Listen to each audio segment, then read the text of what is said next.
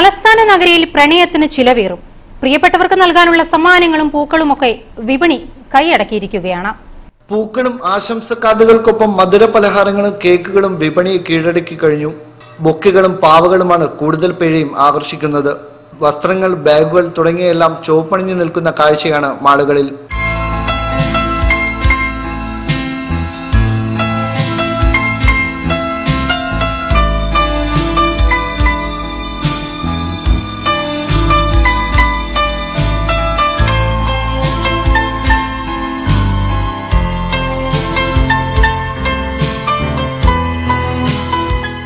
മാറി മാറി വരുന്ന പ്രണയസങ്കല്പങ്ങൾക്കൊപ്പം വിപണിയും ഓരോ വർഷവും പുതിയ പുതിയ മാറ്റങ്ങൾ സ്വീകരിക്കുകയാണ്.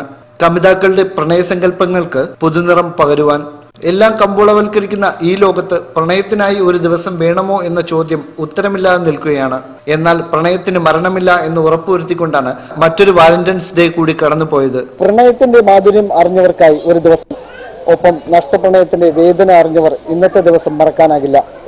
Sameer Kalra, NTV, Abu Dhabi.